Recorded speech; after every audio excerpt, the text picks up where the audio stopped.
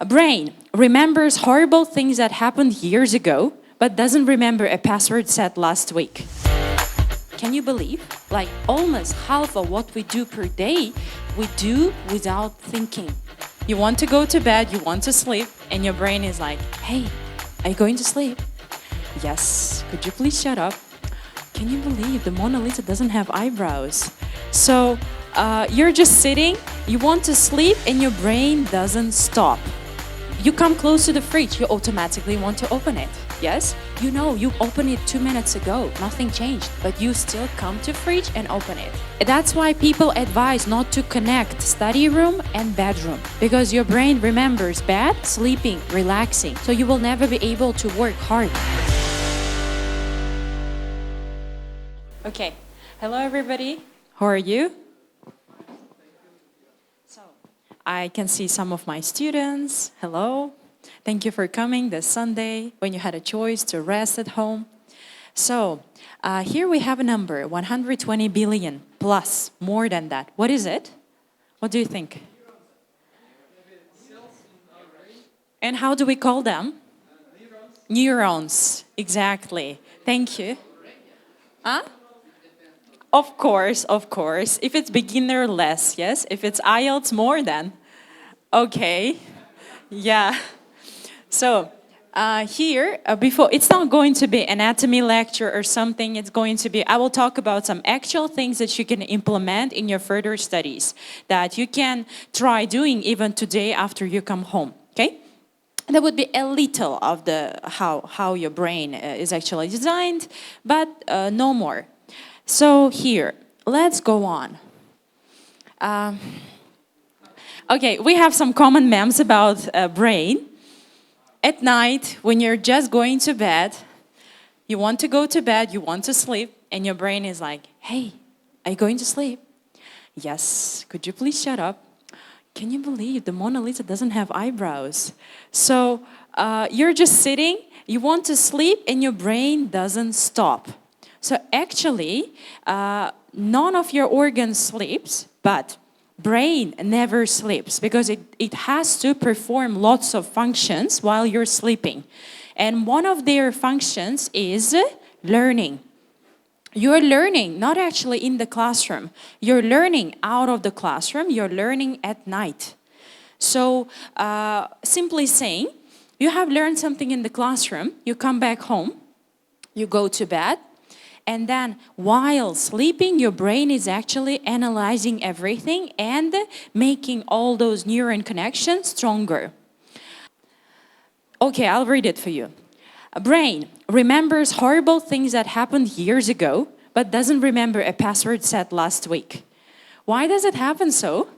Why do we remember one thing while we don't remember another thing? Like, one thing is really important, but another one is not. For example, we don't have to remember the hair color of our primary school teacher.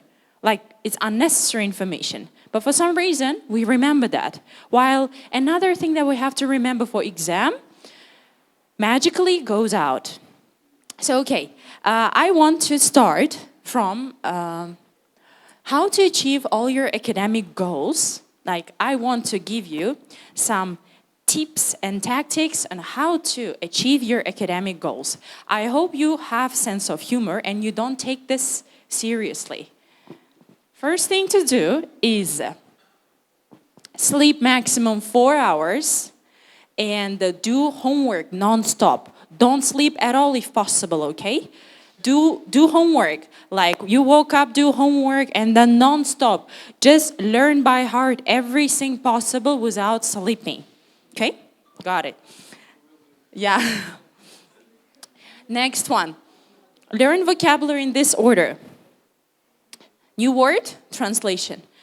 Apple, olma, apple, olma, apple, olma. Learn it this way. So, new word translation. And please repeat it 2,000 times. Okay? Like, no less, no less. Next. Learn minimum 3,000 words a day. By the end of a course, we should learn by heart all possible English words. You will not be able to get higher score without that. How come? You need to know every single word in English. You get it, yeah? You all have something like, okay, like, no, no. Some of you get it. Okay, oh my God. So, next one. Always translate every single word before making English sentence. What will happen if you make mistake? No, you cannot.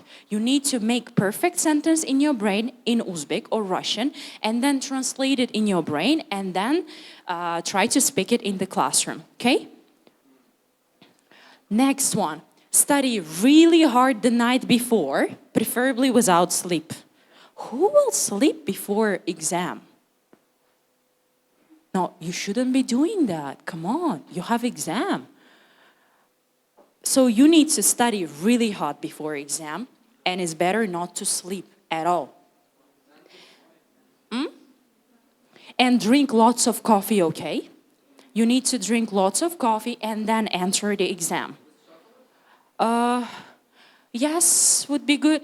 You can also drink a little bit energetic drink too. Okay, that would be like greater effect for you to get higher score from exam. Next one, do endless. Oh, this is for IELTS students. Every day, do endless practice tests. The more, the better. 10 practice tests, 20 practice tests. Don't you want to get 8.5? You do. Do practice tests every day. Okay? Next. Don't start studying. Oh, this is my favorite one. Don't start studying without watching 30-minute motivational video. Sit and watch those motivational videos with some, emotional music at the background. Feel that motivation and only after that start studying. Okay? Like, you can never continue studying without motivation in your blood. Like, motivation is everything. Then, always do homework after scrolling social media for hours. This way, your brain would be rested, Like, you will be relaxed, and after that, you can do your homework. Yes, and also, you will entertain your brain before going into serious work, and your brain will appreciate that, believe me. If you're tired of studying, go and watch film, scroll TikTok, go into Instagram, whatever. So your brain should not relax. It is designed to work. Why are you giving your brain then? Like, it should work non-stop. And you should give information as much as possible to your brain. This way you will train your brain. Next one, even better ones. Always rely on your willpower. So it's like a bonus to motivational videos. You watch motivational videos and you feel like, I can do everything. And you will rely on your willpower. Motivation videos can help. If you want, I can suggest you some. Next. Oh, that's the best one. Do you know that there is perfect time to study English? That perfect hour, perfect minute, that stars should go at such a way so that like you will sit and feel, now I should do homework. That's the best time for me to do homework. But don't start earlier than that exact moment. If you want, you can check astrology to check when is the best time to do your home assignment. Until then, please procrastinate. Okay? So procrastination is the key. You will not have efficient completion of home assignment until you come to exact time. But I cannot tell you exactly what time is the best. Morning, 7:25 a.m. or like 9:43 p.m. I don't know. You gotta sit and feel it. Usually this feeling comes, when? After you watched so many videos on social media, after you watched 3 films, this feeling usually comes at that time. You need to complete everything that is possible, and only after that come to your English homework. Dream big, act little. You were not born for little acts. You're big people. You cannot, learning 10 words? We are talking about 3,000. What kind of 10 words are you talking about? You're not born for little acts. Dream big. Band 9, 9.5, 12. Let's do it. We will create questions and add those marks and have higher IELTS score. Oh, always take pictures of the board instead of writing, which is actual waste of time. You should not be writing during class. You waste your time. Please take a photo and never look back. Okay? If you look back, that's not going to help. It's better for you to delete at the end of a course. After you got like 5.5 score, band score, you better delete all your board pictures. Oh, always compare your progress to others. If someone is better than you, you'd better give up English, because English loves perfection. If you're not perfect, there is nothing that you can do here. Okay? We got it. And now you can go home, yeah? That's it. So, okay, let's go into more serious stuff. I hope you didn't take it seriously, but probably you recognize yourselves in somewhere here, yeah? What is that? This is all repetitive behavior that we always continue, constantly. We don't really think about doing that, but we always do that. We say, it is like about time. It is 5:45. It's not beautiful time for me to do homework. I will start when it becomes 6, yes? And then it's like 6:01. Oh no, that's it. I need to start when it's 6:05. 6:06. No.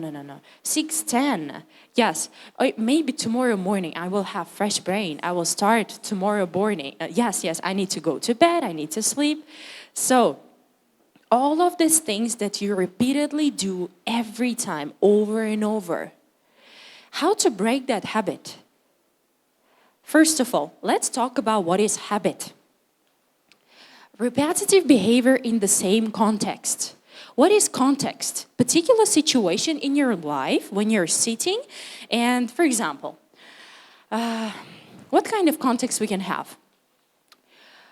Every time you open the fridge, like you come close to the fridge, you automatically want to open it. Yes? You know, you opened it 2 minutes ago. Nothing changed. But you still come to fridge and open it. Then, every time you wake up and you drink coffee, even if you feel energetic, you anyway do that. That's your habit. Every time you lie on the sofa, you automatically take your phone. That's your habit. Then, for some people, they have their context in their car. For example, as soon as they enter their car, they start smoking. Or their context is particular corner at home. When they enter there, they will want to smoke. It's because context and behavior connected to habit. Simply, for your habit to occur, you need to be in particular context. Let it be this square would be my particular context where I want to smoke. I entered, I put myself inside, and I automatically will want that. So it works two ways. It works for good, it works for bad. If you have bad habit, and if you constantly put yourself into the same situations, you will want the same thing, and you will never be able to break that cycle. That vicious cycle will go on repetitively. Okay, next habit is popcorn, yes? Like we go to the cinema, we automatically want to chew something. Every time we're watching, we want to chew. That's also repetitive behavior. That's, if it's not that visible, when you're eating, you want to watch something, yes? And when you're sitting with a friend, gossiping or just talking, why not to drink tea and then cookies or something else, yes? So, and the last one is binge watching Netflix. I don't know what kind of habits you have, but analyze yourself. Every time you put yourself into a particular context, you start doing those actions. That's why do people go to learning centers when they can study at home? Because home context is different. You do different things at home. If you go to learning center, you automatically start studying more. Have you noticed that?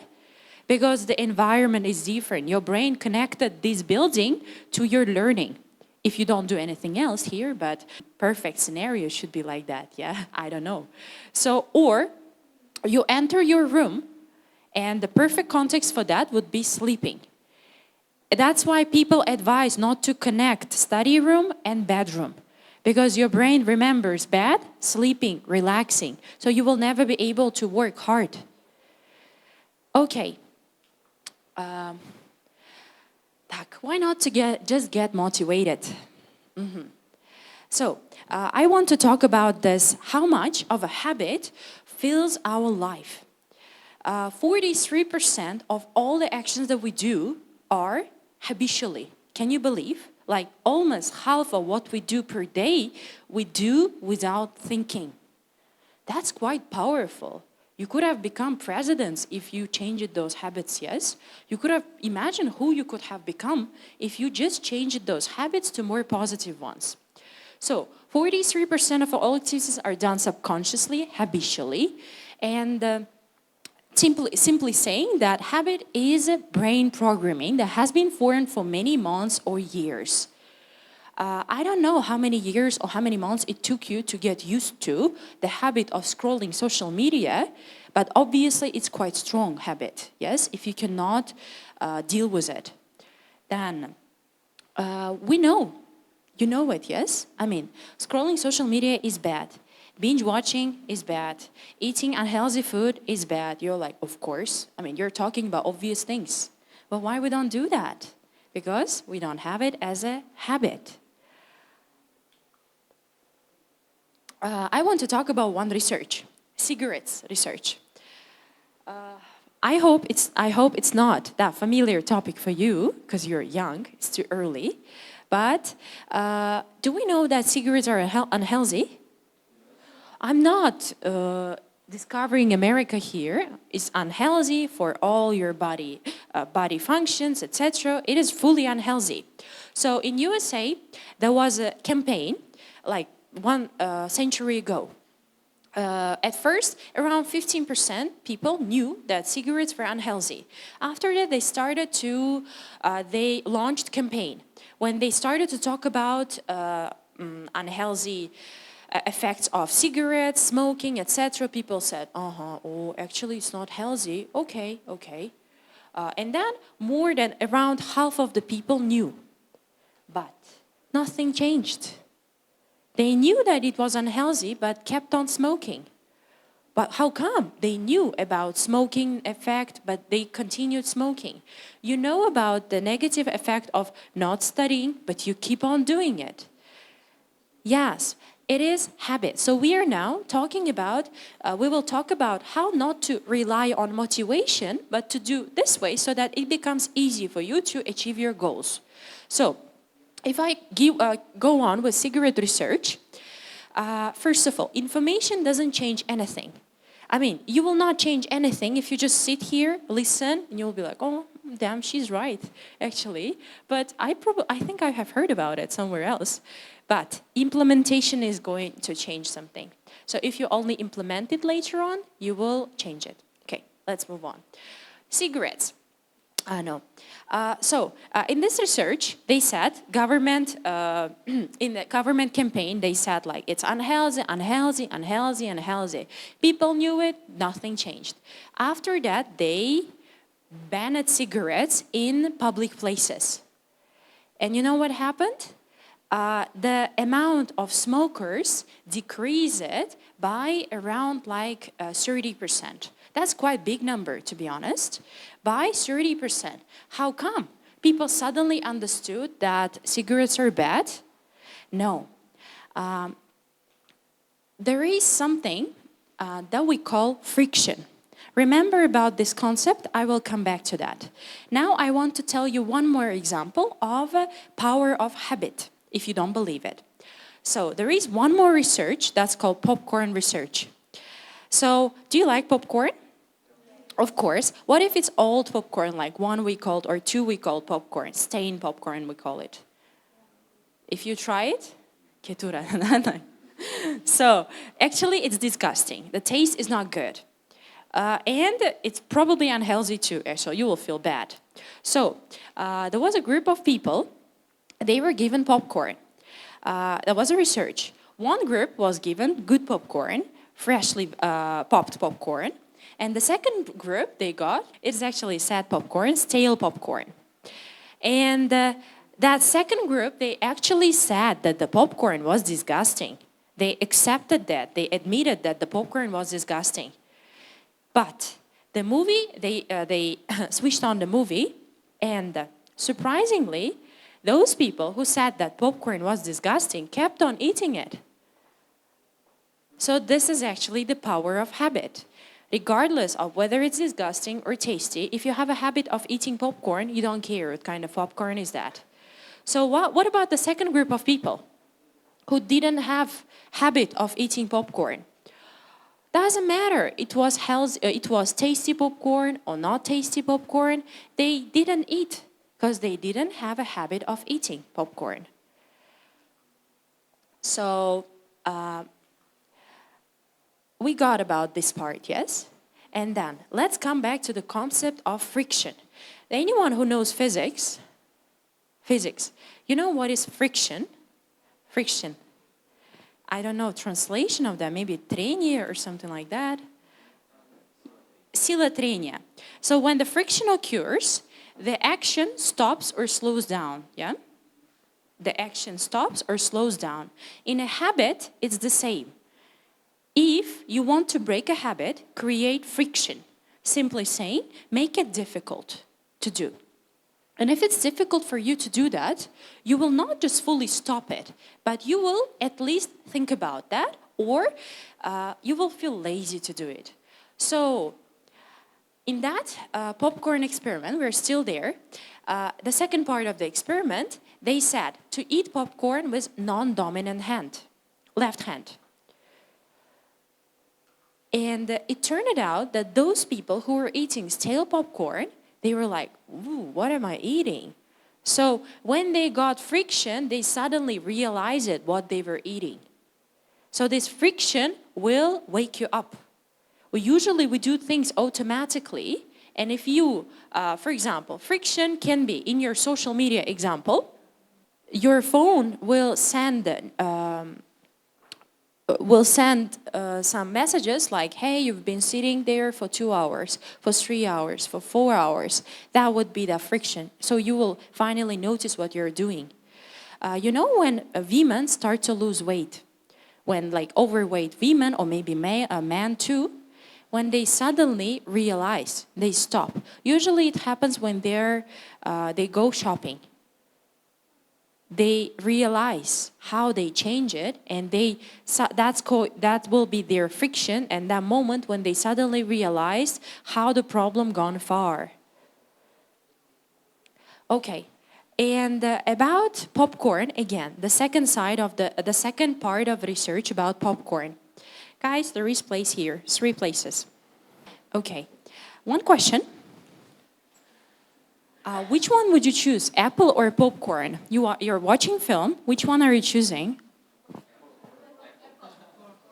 Apple? No. According to taste, according what you like. Don't try to act good or correct. Just do what you feel. Just do what you will definitely do. Apple. It's tasty for you. You've been eating them since your childhood. I mean, you like them generally. Okay. So, let's say, here is the choice. Are we choosing popcorn or apple? Okay. How healthy people we are.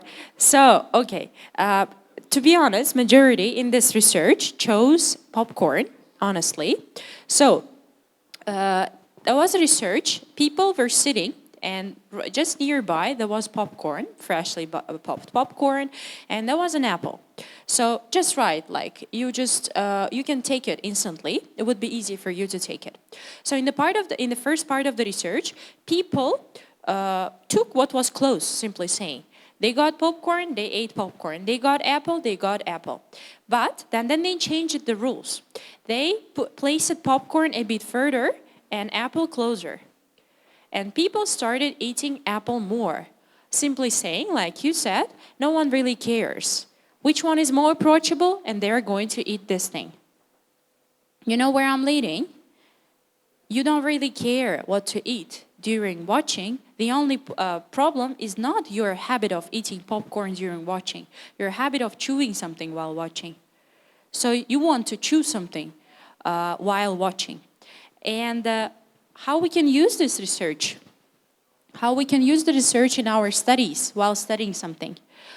Make your books or studies approachable. Learning center where you're going, close to your home.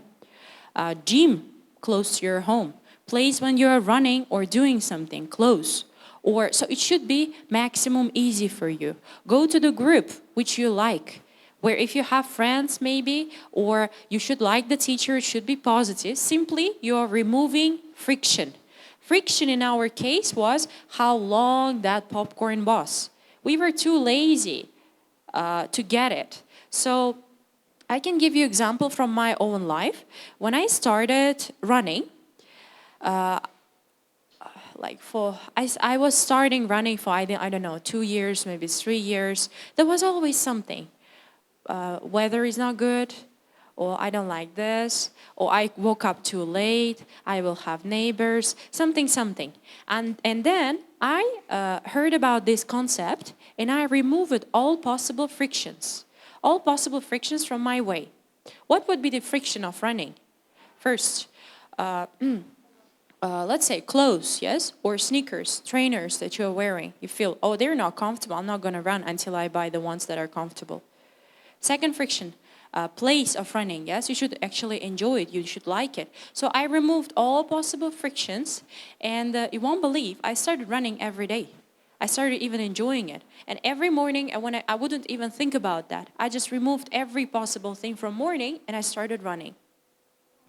And what about implementing new habit? So from this example, I'll come back to that. We have 3 main rules on how to implement new habits. Do you know Atomic Habits book? Probably many of you have heard of that, yes?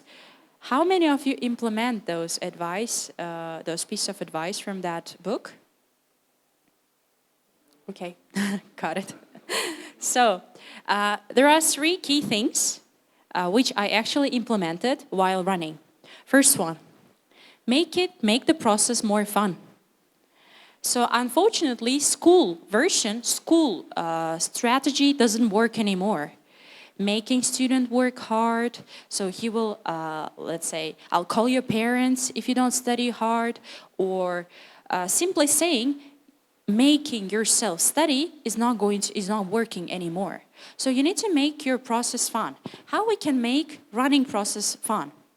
You come up with a really beautiful, interesting place of running where you enjoy the scenery. Second one, you buy fancy sneakers. So every time you're running, you feel like you're cool. Then next one, you buy beautiful clothes for that.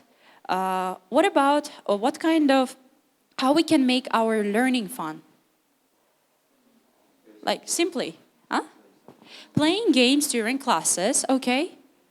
What about you? With prizes, for example. Chocolate, yes, okay. Competitions. Oh no, it was, okay. So, during class, how you can make your learning more fun, for you especially. In the classroom, for example, you're choosing the teacher whom you like, actually. You are generally, not only that teacher is professional in your opinion, and that teacher's IELTS is like 8.5, studied in Harvard, Cambridge, whatever. It's not only that. You just simply should be happy to see this person every 3 weeks, 3 times a week. That would be making process more fun. Learning center. Choose learning center where you enjoy the place. Choose the branch which you enjoy, the atmosphere. This is how to make learning fun. In Cambridge, we have this smart boards and all those things. That's also sort of how to make learning fun, yes? Okay, or for girls, or maybe for boys, buy lots of stationery. I used to do that. Stickers, colorful pencils, whatever that would make your learning fun. Or love the notebook. It should be beautiful where you're writing, for example. Or make learning fun like you go home and you create a perfect atmosphere for you to study. Let's say you have, I don't know, cookies or chocolate, tea, coffee, whatever. And you just simply don't make yourself study, but you partially enjoy it. Why? It's not some like psychology thing. It is from, we have something that is called brain reward system. Brain reward system, you probably heard of dopamine. Yes? Every time you do something fun and interesting, dopamine is released. That's not something new. But this dopamine release has two sides. First of all, when you're scrolling social media, watching films, or eating unhealthy food, you also have dopamine release. Dopamine release is not just a happiness hormone, it helps us to establish new connections. Simply saying, dopamine doesn't just make you happy, it makes your new habits your actual habits, and it speeds up the process. Usually it speeds up the unhealthy things. Well, why not to speed up healthy things? So every time you think about your English, you'll be like, oh, I will see my friends, or I will do this. Think about something positive. That's why, connect it to positivity. If you're not enjoying the process, change it. Change something. So before giving up on something, make it more fun. You got it? And how to make it exactly, it depends on you. I don't know exactly what you can do with that. It depends on you, what you actually like. For example, how we can make school more fun, for example. There is no way, yeah. Going to subjects which you actually enjoy, meeting people whom you like, yes? Or eating hot dog nearby. Like, no, come on. It should be like you go there, you do something healthy with something on the back. It's simply, it's like smelling chocolate and eating broccoli. Something like that. So, brain reward system, repeated behavior that are enjoyable. So, you should not rely on willpower. About motivational videos at the very beginning, I made fun of them, okay? But, okay, they can work just for, like 5 minutes, no more. The only thing that will work is a dopamine system. Your brain should connect this new habit with something positive. Willpower doesn't work. You can never make yourself do what you actually hate. Okay, you can do it. Well, like, it would be for a short period of time. For longer, it will not be enough. So, next, the dopamine release, context and response connection. That's why, I got it. So, what about the next one? We have a second way of doing it. Reward after you completed something. You're like, okay, if I pass the test from elementary to pre-intermediate, I will buy myself something. Let's say, or I will go and eat something, or I will buy new clothes, I will buy iPhone, or something.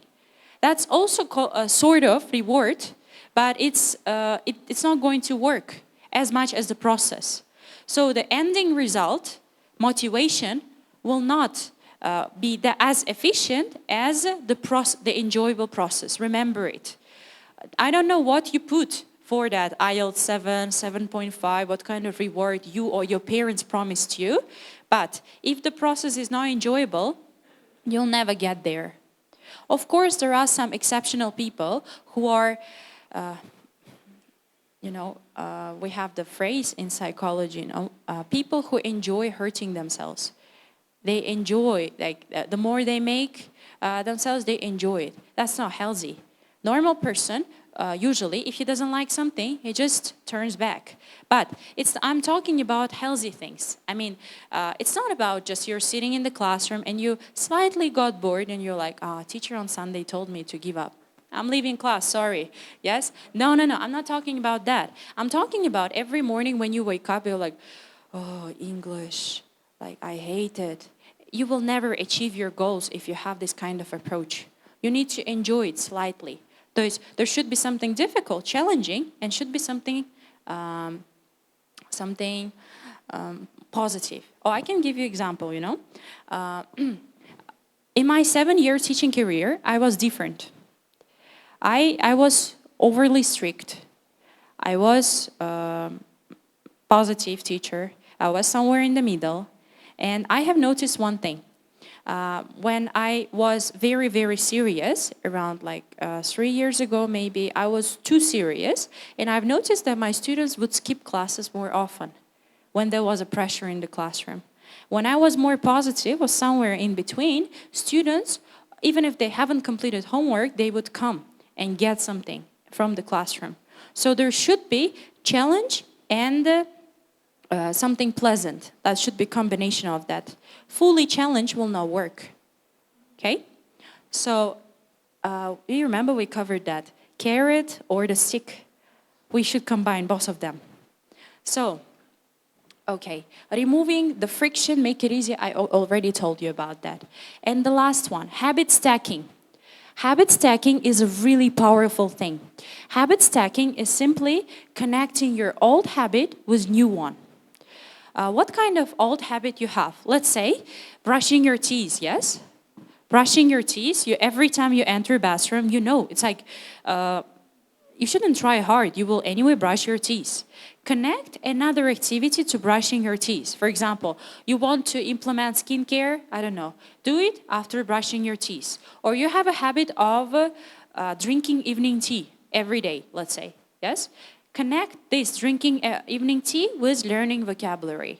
Or every time you have a habit of walking, 5 minutes or 10 minutes. Connect this walking habit to listening to podcasts. This way, you're making it even easier. So you already have the habit, you're just implementing something new. That's it. Okay? Okay. And the last, if I'm not mistaken, if I included it, create emotional response. Creating emotional response is something close to dopamine. Creating emotional response is, okay, let me ask a question. What do you remember from your primary school? Was something from what you studied several years ago?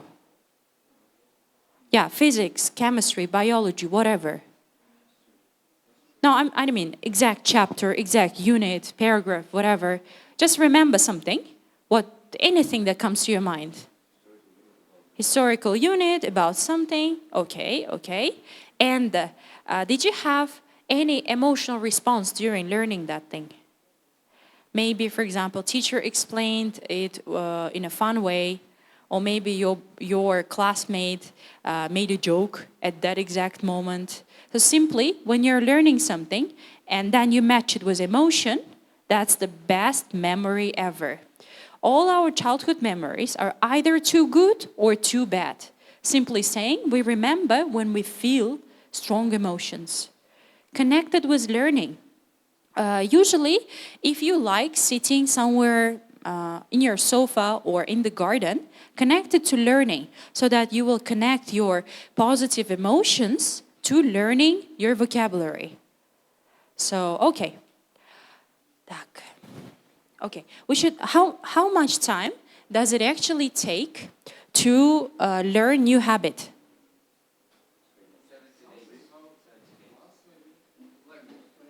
Exact time. 40 days? 20 days? 21 days? 2 months? Okay. If only there was exact time. There is nothing like, so how is that? For 20 days, you don't have this habit, and then for 21st day, you suddenly wake up and you're like, oh, I can do it. No. Actually, it doesn't happen. It happens like that. Your learning never happens this way, or your learning never happens like step by step. No, it never happens like that. Sometimes you feel like you're not learning anything, and suddenly, and then you go up.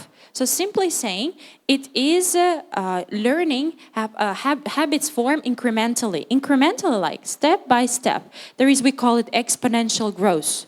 Exponential growth is like goes like this, doubles every time, but we cannot say there is exact one moment. In IELTS, I can give you example of learners who are doing practice tests. They're studying really hard, but they don't get results. They're stuck. And then suddenly, after like 2 weeks, they get higher score. Have you ever had this kind of case? Simply, it started working. Next. Okay. How the brain works. I want to show you one very, very interesting video.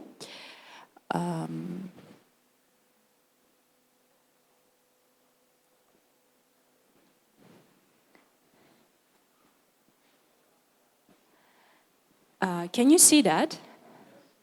Yes. Do you see this lonely neuron? Yeah. No one wants to be friends with him. So, okay, this is called neuron formation. That's why at the very beginning, it's really, really painful when you're learning something, because it's like new information is getting into your brain. And it gets easier when you connect something, let's say,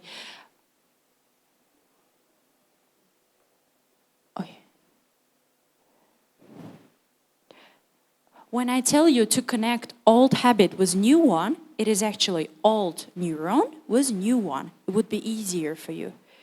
Otherwise, it's painful. It's just a creation of a new cell from nothing. At the very beginning, it's going to be difficult, painful. But after several days, it will feel normal. So, okay. Let's move on to more scientific things and more serious things.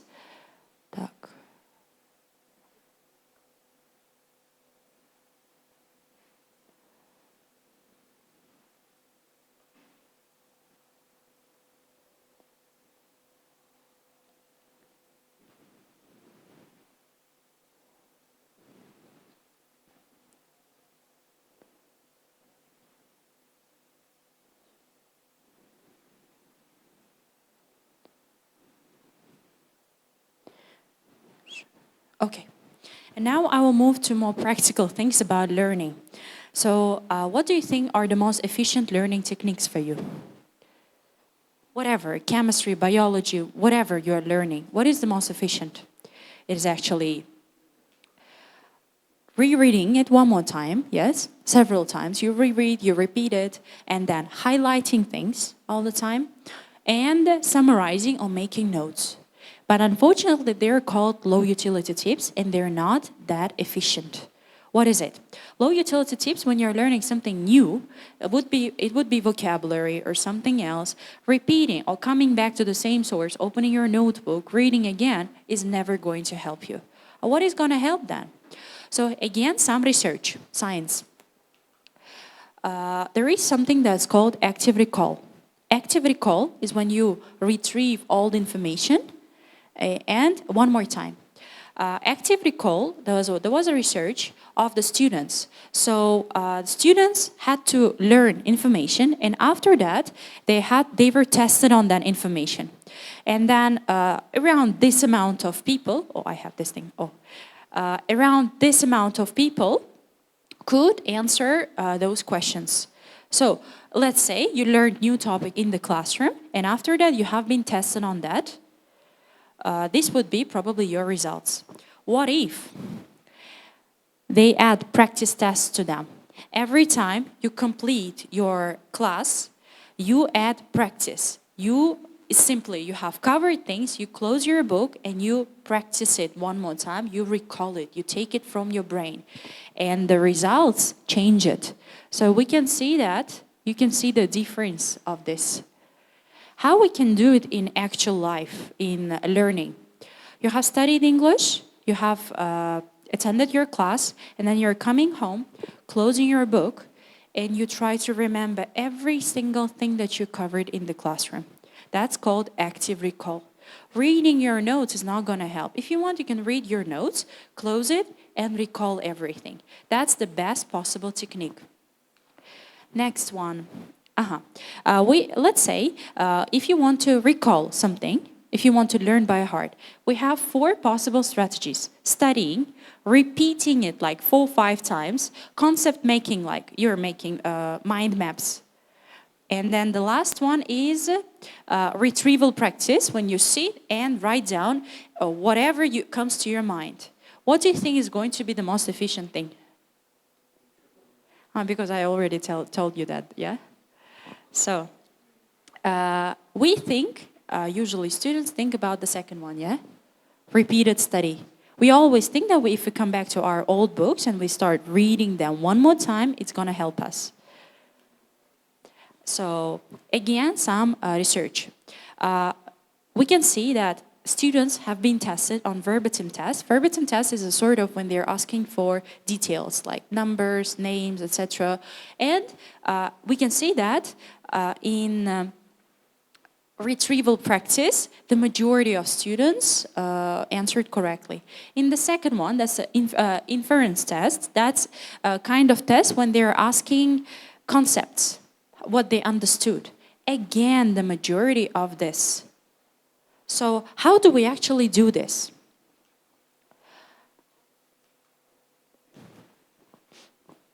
Specific strategies for that. First one is Anki cards. I actually tell like my elementary, pre-intermediate students, when they're learning vocabulary, they need to make small cards. When on one side they write words, on the other side they write preferably definition or translation. Have you ever done it? Yeah, Anki is simply the electronic form of that, e-version of this. So e-version, a version of this. Making notes with the book closed. You covered grammar. If you want, you can close your notebook and write down every single thing that you remember from that grammar. Or, for example, whatever you covered, just try to actively recall it. It feels more difficult, but it's the most efficient thing ever. Highlighting or rereading is not going to help. Thanks. Next.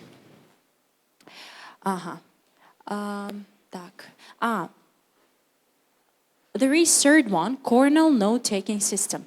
Is there anybody who is preparing for university or needs to learn anything else apart from English?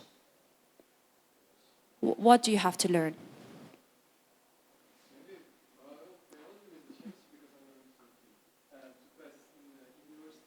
Medical university.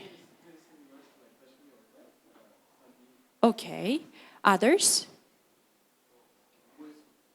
Which subjects do you have to study apart from English? You, mister?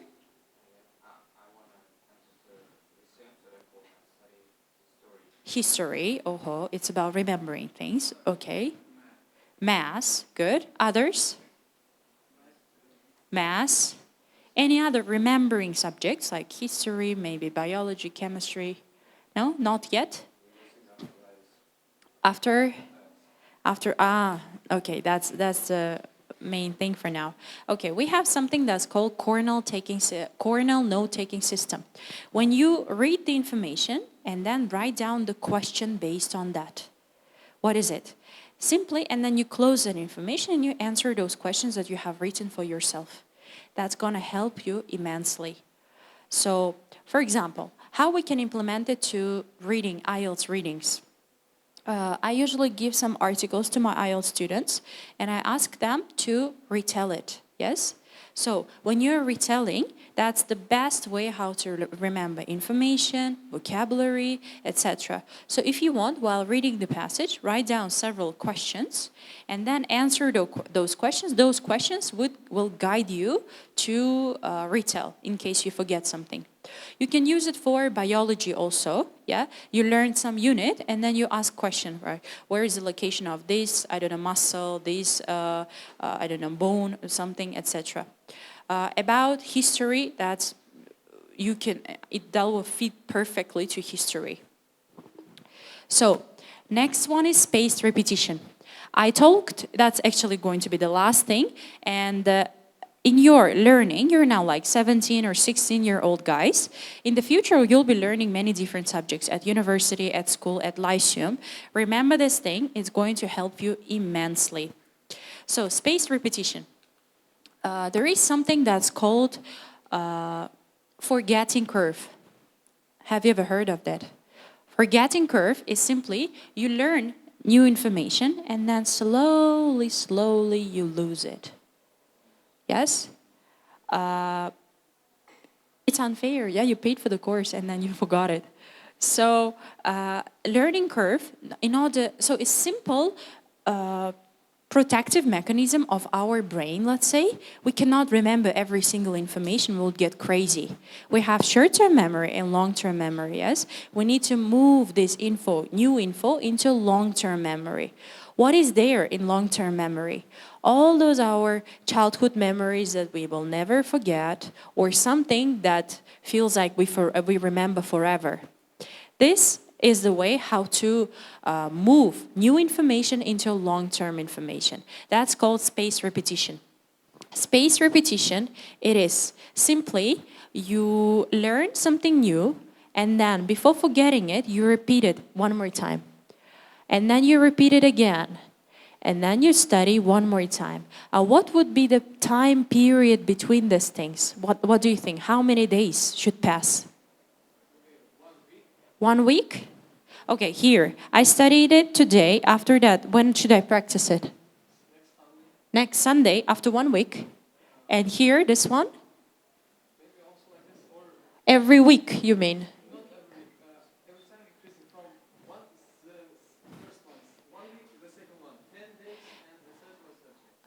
You're right, actually, But it should be, we don't start from 1 week. At first, we start maybe with 3 days. So it should be more like this. You're repeating it the next day. After that, 3 days. After 1 week. And then after 1 month, the period gets longer. Why? Simply saying, for us to remember something forever, we need to forget it for a while and then retrieve it one more time. This way you will remember it forever. Rather than you coming back to the same information and reading it over and over, try to use 2 techniques, spaced repetition and retrieving information. Retrieving information is like remembering what you have covered, writing it down, and then spaced repetition, remembering, writing it down every 1 week, every 2 weeks, every 3 weeks. I have one favorite blogger who suggested one technique. Excel, like Google Excel or, Microsoft Excel.